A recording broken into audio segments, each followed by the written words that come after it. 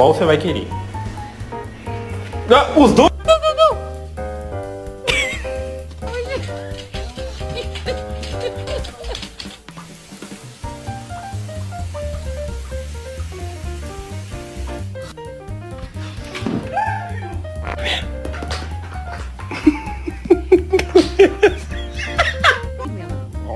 Leave me alone. Leave me alone. Leave me alone.